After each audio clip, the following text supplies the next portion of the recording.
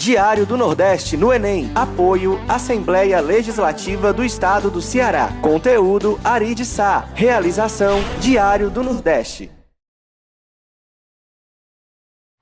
Olá, amigos internautas.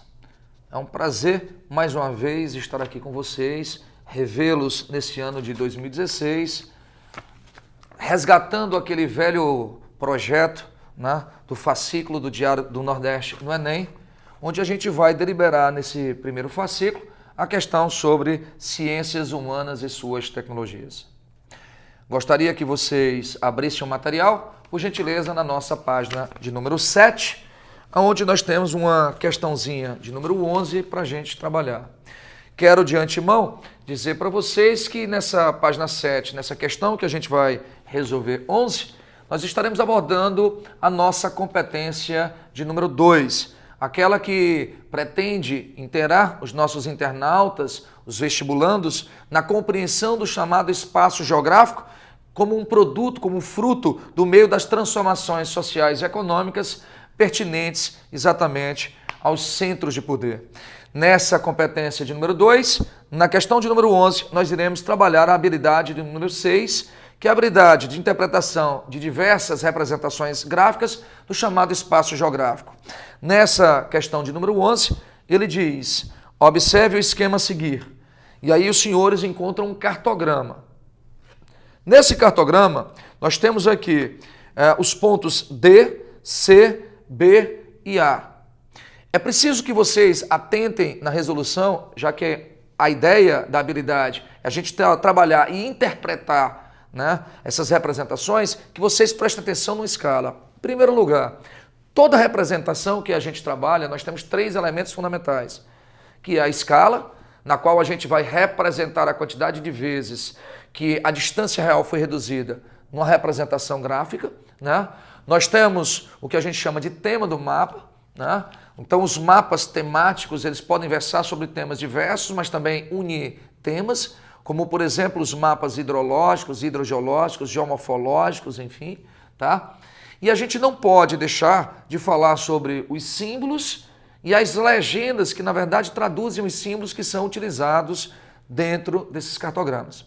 Então, quando a gente observa essas legendas, nós temos, todas aí são chamadas de legendas numéricas, representações, portanto, feitas em números, onde nós temos a letra D, com uma representação gráfica numérica entre 1 para 100 mil. Quero lembrar aos senhores que quanto maior for o denominador dessa escala, menor será a escala desse mapa. Então, vou repetir. Quanto maior for o denominador desse mapa, dessa escala, quanto maior for o denominador, menor é essa escala. Então, para que serve uma escala pequena? As escalas consideradas pequenas servem para a gente representar grandes áreas territoriais, né? Globos, mapamundi, atlas. Escalas inferiores, portanto, a 1 para 250 mil, elas já nos trazem poucos detalhes, mas servem para se mapear grandes áreas. Então, no caso da escala D, eu tenho uma escala de 1 para 100 mil. A escala C é de 1 para 200 mil, a escala B de bola, 1 para 500 mil, e a escala A de 1 para 1 milhão. Então, qual é a menor escala? A escala A, 1 para 1 milhão. Qual é a maior escala que a gente tem nessa representação? A escala D, 1 para 100 mil. E quanto menor for esse denominador, maior, portanto, é a escala. Maior a escala, maior será o seu grau de detalhes. Então, numa prova, se eu te der várias escalas e pedir para que você escolha aquela que tenha maior grau de detalhes, você vai escolher aquela que tem o menor denominador. Portanto, a de maior escala. Então, centros urbanos, tá? O mapeamento de plantas de arquitetura, de engenharia, sempre são mapas considerados grandes, escalas grandes. Na questão ele diz, na representação cartográfica faz-se uso da escala estabelecendo razão entre a distância no mapa e a distância no terreno, é o conceito de escala. Considerando o esquema acerca da escala cartográfica, pode-se inferir que a escala D, ela é a menor, não, ela é a maior, por ter exatamente o menor denominador, o item A é falso, partimos logo para o item B. No item B ele diz, um mapa confeccionado na escala A seria muito mais rico em detalhes. Falso. A escala A ela vai apresentar o menor grau de detalhes. Mas se você pegar esse quadrante grandão que ele fez aí, nós teremos maior área mapeada, tá certo? Então B de bola falso. C. A escala B de bola ela é ideal para a confecção de mapas de planejamento urbano. Não, certo? Nenhuma dessas seriam ideais para a construção de uma área de um centro urbano, certo? A mais adequada das que estão aí seria a de letra D, porque tem exatamente o menor denominador, mais detalhes. Então o item C é falso. D. O menor valor de um denominador, uma escala, implica, certo, em um mapa mais pobres em detalhes, mais ricos, porque menor denominador, maior escala, maior grau de detalhes. Claro, menor denominador, maior escala, maior grau de detalhes. Não esqueçam isso. Então o gabarito da questão, letra E, ele diz que numa escala A, o quadrado ele tem 80 milímetros de lado. Para você fazer as contas com mais facilidade. 80 milímetros representam 8 centímetros, ok? E aí ele diz, tem 8 centímetros do lado no mapa. E aí ele cobre 6.400 quilômetros quadrados. Uma dica, se eu tenho uma escala A ela tem 1 para 1 milhão. Primeiro passo que você faz, 1 centímetro é igual a 1 milhão de centímetros. O que você faz? Transforme centímetros em quilômetros. Como é que você faz isso? Desça 5 casas decimais. Quando você descer, matematicamente cancelar 5 casas, você vai ter que cada 1 centímetro equivale a 10 quilômetros. Certo? Se um lado de um quadrado ele tem 8 centímetros, se 1 centímetro equivale a 10 quilômetros, 8 centímetros seria igual a 80 quilômetros. E quando a gente sabe, matematicamente, que o cálculo de uma área, de uma figura quadrada, é o lado ao quadrado, se eu elevar 80 ao quadrado, eu vou obter 6.400 quilômetros quadrados. Portanto, gabarito a nossa letra E. Tranquilo? Bem-vindos. Estamos aqui para ajudar vocês mais uma vez a compreender de uma forma mais clara a ideia que a gente trouxe dos nossos fascículos para o Enem. Tá? Então, na questão 1 do nosso fascículo de Ciências Humanas e Suas Tecnologias, na competência 1 e habilidade 11, tá? Competência é essa que refere-se aos elementos culturais e suas identidades, e a habilidade que vai interpretar historicamente essas fontes documentais de cultura, ela começa a questão assim, ó. A língua deste gentil, falando que gentil com O, como está no texto, você já tem que ter como conhecimento que gentil com O quer dizer índio catequizado, tá? Nossa prova no Enem ela não vai trazer esses termos técnicos já explícitos, é um conhecimento que você traz já para a prova. Toda pela costa é uma, carece de 3 letras, não se acha F, nem L, nem R. Coisa digna de espanto, porque assim não tem fé, não tem lei e não tem rei. E desta maneira vivem sem justiça e desordenadamente. Esses índios andam nus sem cobertura alguma, assim machos como fêmeas. Não cobrem parte nenhuma de seu corpo e trazem descoberto quanto a natureza lhes deu. Não há, como digo, entre eles nenhum rei, nem justiça, somente cada aldeia tem um principal que é como capitão, ao qual obedece por vontade e não por força, e que não castiga seus erros nem manda sobre eles coisa contra a sua vontade. Pero de Magalhães Gandavo, Tratado da Terra no Brasil. Então você observa nessa questão que claramente a gente está vendo o choque cultural do europeu em relação ao processo de ocupação no Brasil. Dele dizer que o índio não tem nem lei, nem rei, nem fé, nem L, nem R, nem F, tá? E que andam nus, descobertos e obedecem a uma figura mais por questões de costume do que por questões de força. Então, diante desse choque cultural, ele bota assim, sobre a sociedade indígena e suas práticas com os portugueses no período colonial, é possível inferir corretamente que a busca da compreensão da cultura indígena era a maior preocupação do colonizador. No texto, a gente já dá a entender, juntamente com o seu conhecimento, que ele não está buscando compreender a cultura indígena. Ele já coloca ela como uma cultura inferior, uma visão clara de etnocentrismo, de eurocentrismo, Porque ele coloca o índio como uma figura que não tem lei, nem rei, nem fé. Por isso ele não está na condição de civilizado. Não pode ser o item A. B. A desorganização social dos indígenas se reflete no idioma e na escrita complexa. Primeiro que ele não deixa claro que escrita é essa, lembrando que o nosso índio não tinha desenvolvido essa prática de escrita ainda, tá? O índio brasileiro não estava nesse estágio de desenvolvimento de escrita.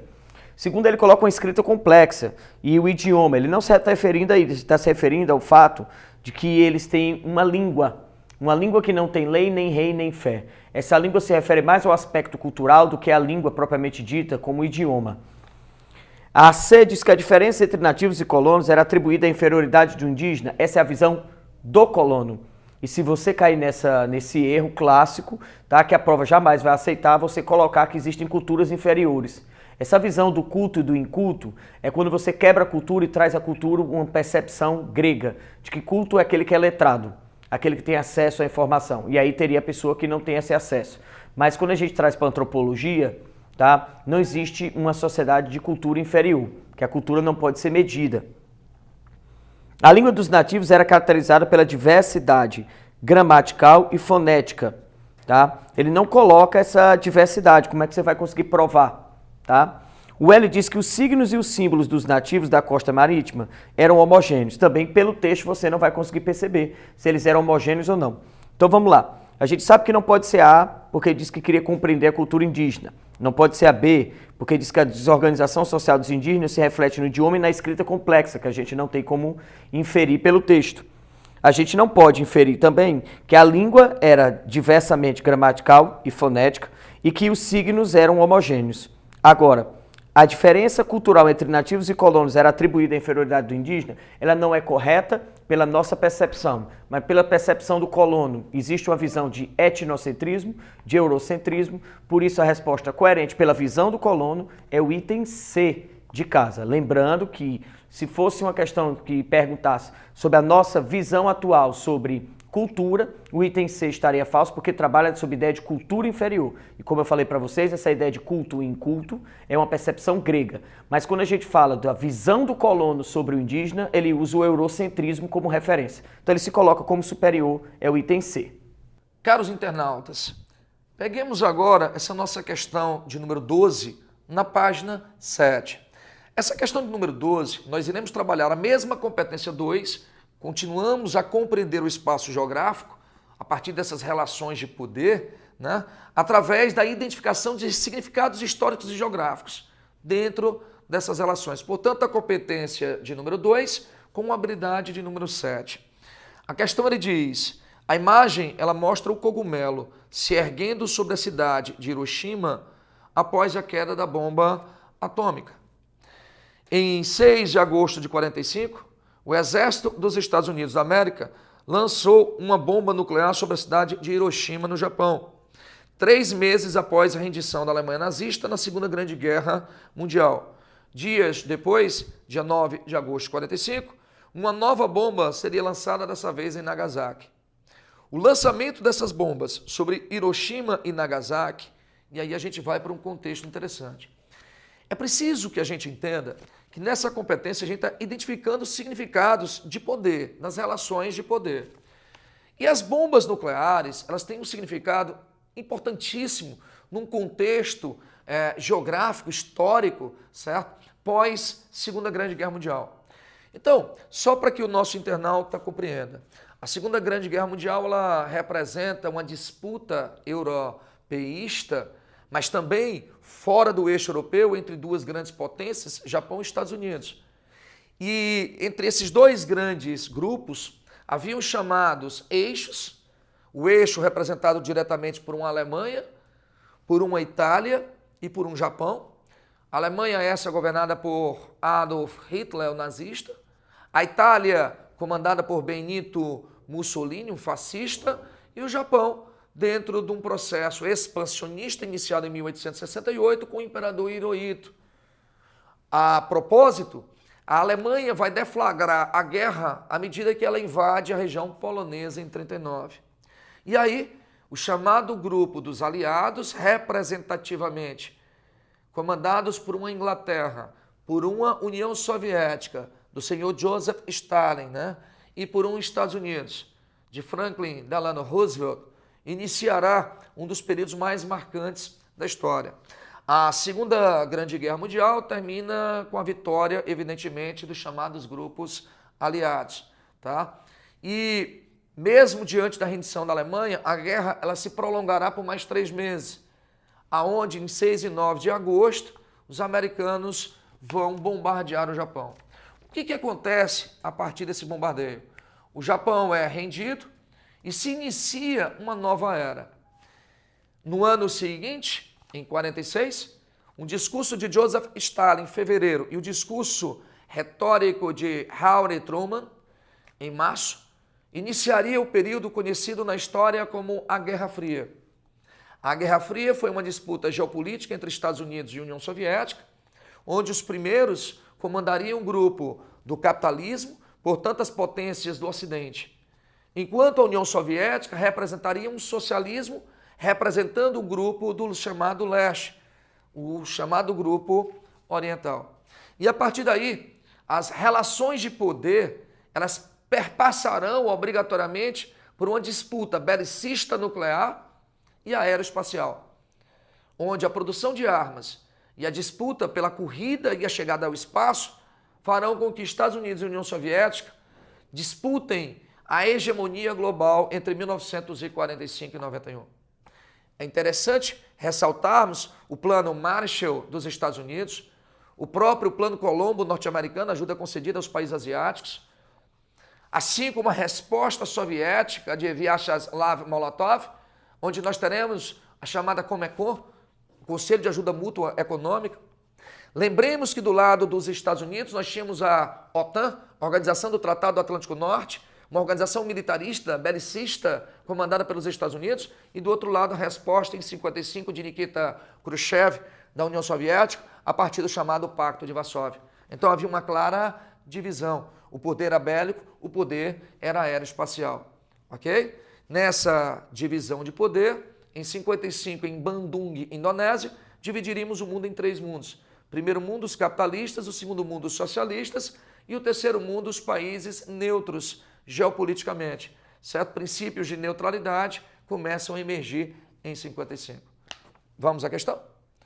Na questão de número 12, no item A, ele diz: o lançamento das bombas em Hiroshima e Nagasaki, A, marcam o fim de uma corrida armamentista. Não, é o início de uma nova era, a era bélica nuclear, chamada de bipolaridade.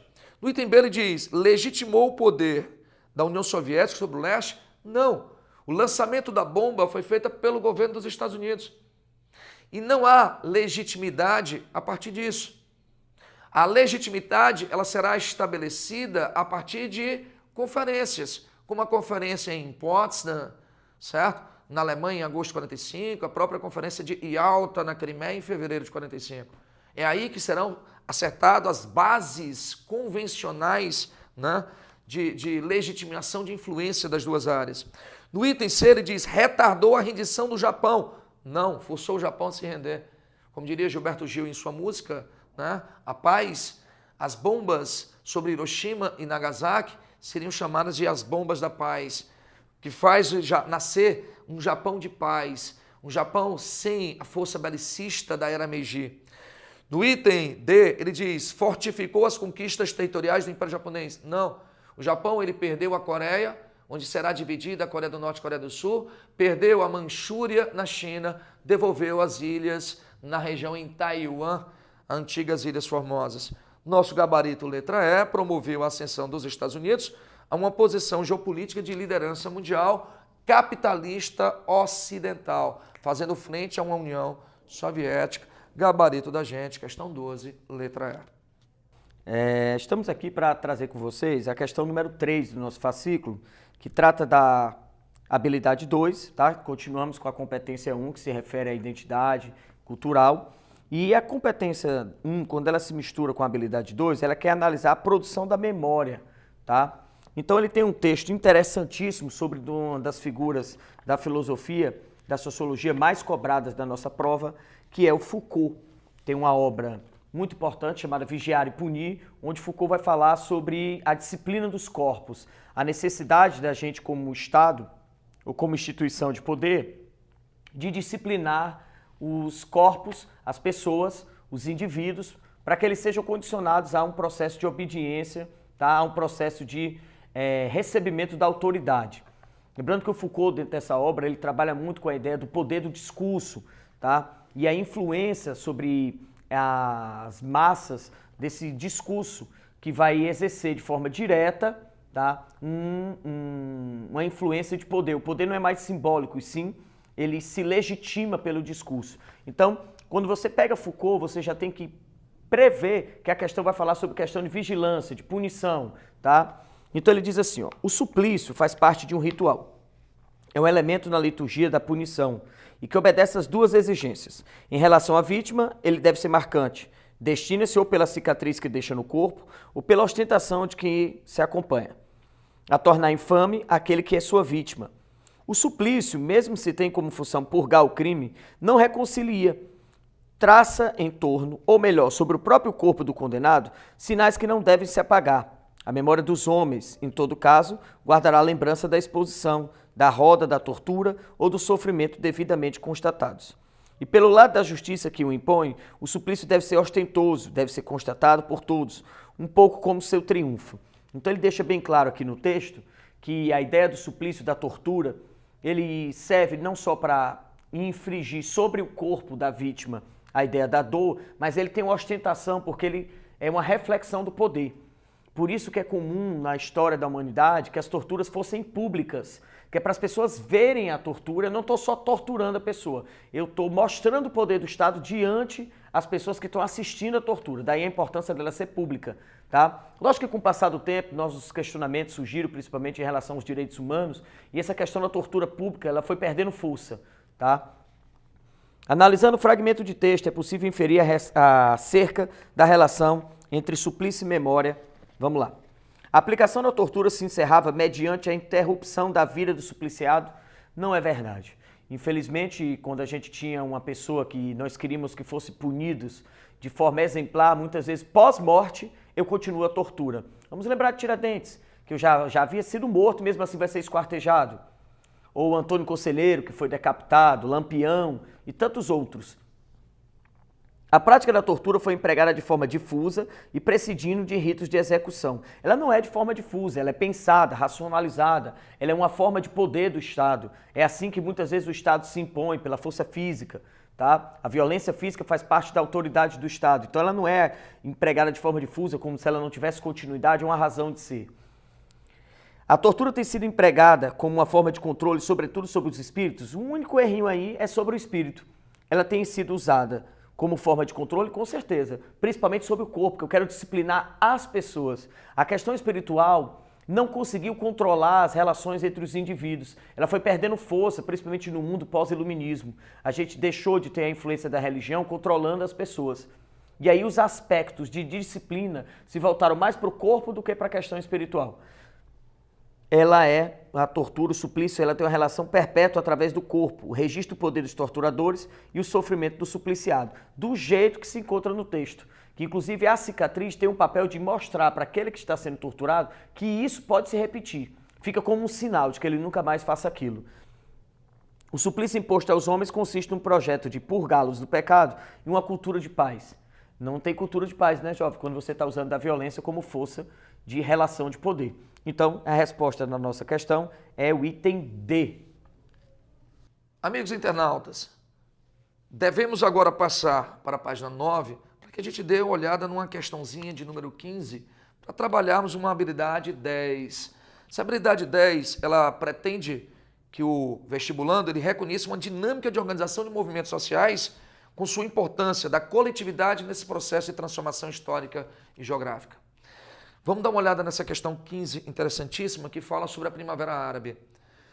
A Primavera Árabe, como parte da imprensa, tem se referido aos acontecimentos iniciados em dezembro na Tunísia, aos quais, dezembro de 2010, né, os quais, na metade de fevereiro, derrubaram o governo do Egito, de Hosni Mubarak. Transformou-se em uma rebelião tão grande que agora já transborda os limites da própria África saariana, onde tudo começou. Quando eu falo em movimento primaveril, primavera, a estação das flores, a estação da renovação da vida, dos biomas, etc.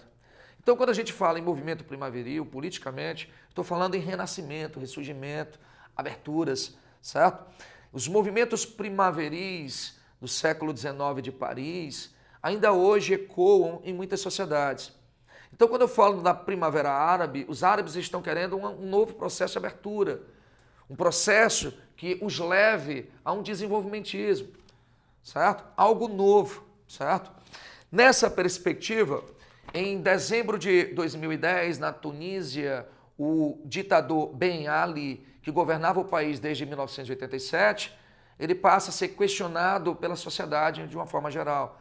Questionado porque houve um aumento da taxa de desemprego, deflagrada pela crise global de 2008. Lembremos que essa primeira década do século XXI foi uma década que nós tivemos muitos problemas de produtividade na região exatamente do Oriente Médio e da África. Secas atingem a região, por exemplo, do Lago Tchad, na Nigéria, onde nós temos o brotar de um grupo chamado Boko Haram de Mohamed Yusuf. Lembremos que em dezembro de 2010, na Tunísia, Ben Ali, ele está tendo um crescimento de uma taxa de desemprego, um questionamento contra o seu regime centralista ditatorial. Tendência da região árabe desde os anos 60, atravessando-se uma onda de nacionalismo árabe, comandadas numa época pelo egípcio Gamal Abdel Nasser de 54. Ora, lembrando que Tunísia era uma ditadura, que eu tinha um Egito que na época era de Hosni Mubarak, mas o Egito vive uma ditadura militar desde 54, Nasser, posteriormente a Anwar Sadat e depois Hosni Mubarak, que estava há 30 anos no poder. E nós tivemos, posteriormente, a chegada do movimento à Líbia de Muammar Gaddafi, que desde os anos 60 comandava o território líbio com mãos de ferro, uma ditadura centralista.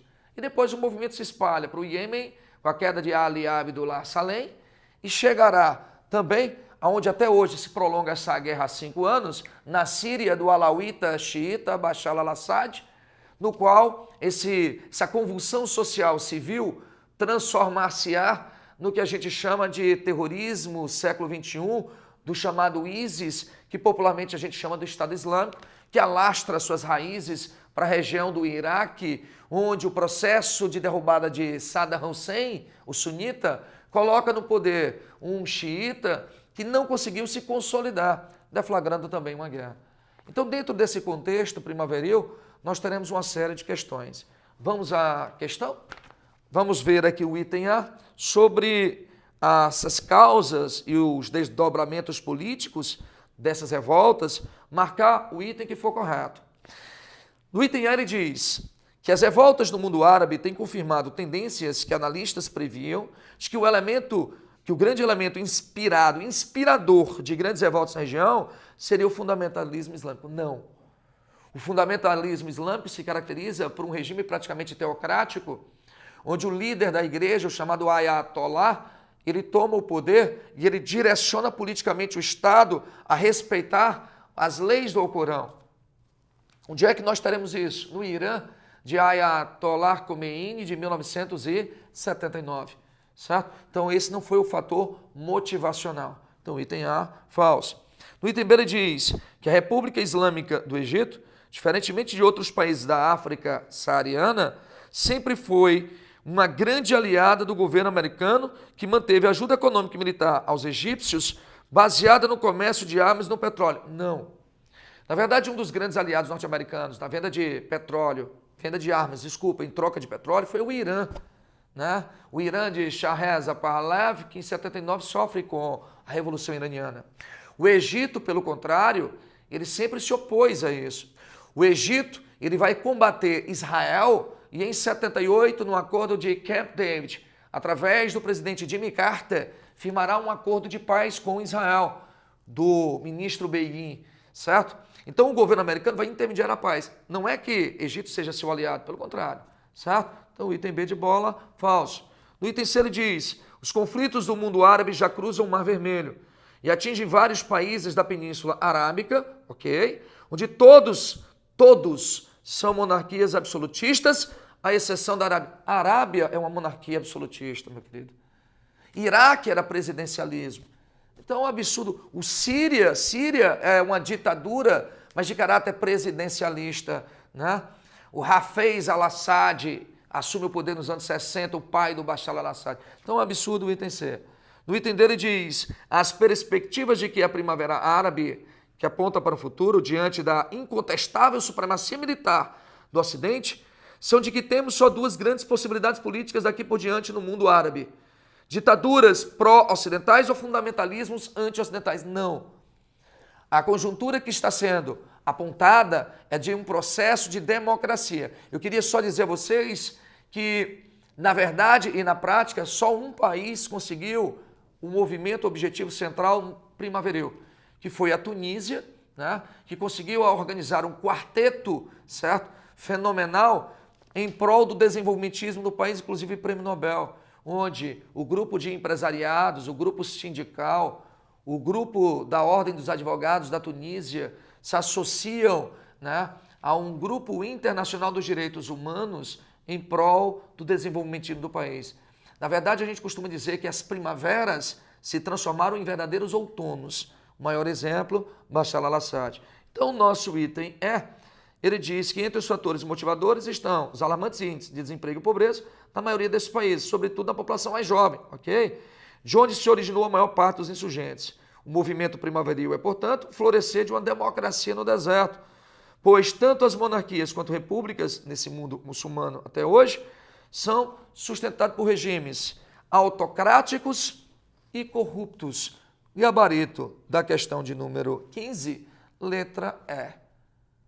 A gente vai abordar hoje no nosso fascículo de Humanas a questão número 5, tá, do seu fascículo, que ela trata da habilidade 3, competência 1, habilidade 3, que vai associar as manifestações culturais do presente no seu processo histórico. Uma demanda extremamente importante na nossa prova, essas relações culturais que foram sendo tratadas pela historicidade do nosso país. No caso, a questão vai falar sobre religiosidade no Brasil. A religiosidade que, quando não vinha da matriz cristã, muitas vezes era tida como feitiçaria, curandeirismo, e no Brasil nós tínhamos uma legislação específica para tratar esse tipo de caso, tá? Onde aplicava-se multa, havia-se condenação à prisão, tá? De quem praticava religiosidade dentro de padrões africanos ou de padrões que não eram aceitos pela matriz cristã.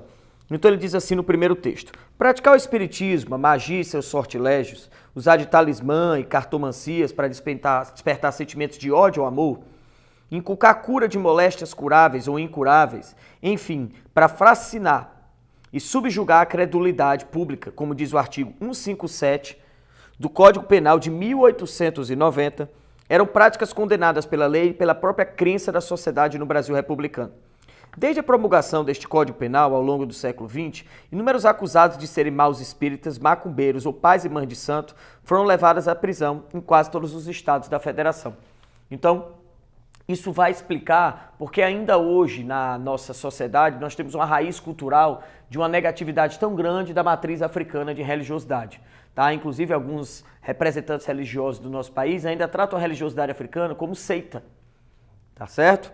No texto 2, ele diz assim: o arsenal da macumba, os objetos de feitiçaria recolhidos pela polícia ao longo do século XX, formaram grandes coleções de magia e mostraram como a sociedade se relaciona com suas crenças. Tá? Ao longo do século XX, nós tínhamos uma delegacia só para combater esse tipo de criminalidade, que acabou virando, por ironias do destino, a delegacia que combatia as feitiçarias, as seitas, acabaram virando os grandes centros de acervo deste material, porque os documentos, os objetos usados nas seitas estavam dentro da delegacia. Então elas acabaram, mesmo que não tivessem esse propósito, virando museus.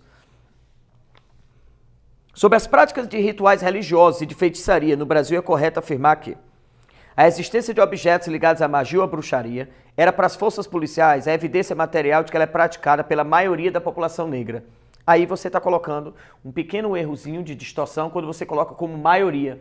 A maioria da população brasileira é cristã e a maioria da população em algumas regiões brasileiras eram negras. Eles não abandonaram o cristianismo. Lógico que dentro de um sincretismo que é típico da cultura brasileira, que recebe influência de matriz indígena, matriz africana, de matriz europeia, de várias religiosidades, mas é de maioria cristã e não de maioria africana, tá certo? A nossa matriz religiosa tá falso A. A não obrigação do Estado de garantir a liberdade de consciência e de crença, assegurando o livre exercício de cultos religiosos e a proteção ao local onde as liturgias são realizadas. Havia no Brasil a não obrigação do Estado de garantir a liberdade de consciência e crença, assegurando o livre exercício de cultos religiosos, não é verdade.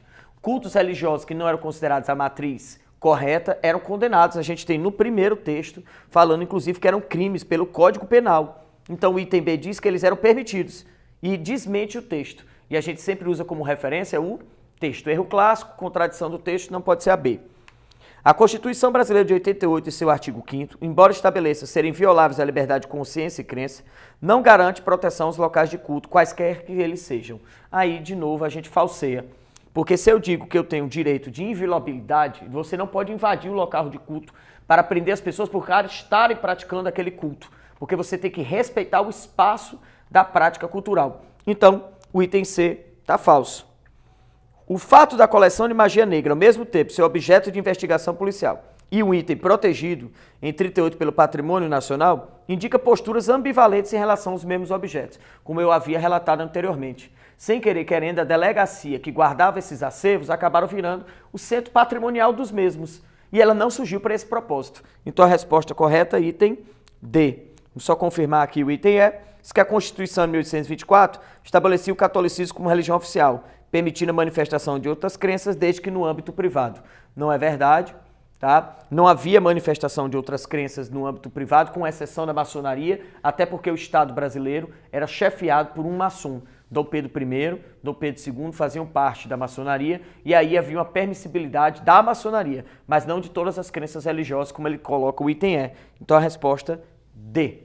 Diário do Nordeste no Enem. Apoio Assembleia Legislativa do Estado do Ceará. Conteúdo Ari de Sá. Realização Diário do Nordeste.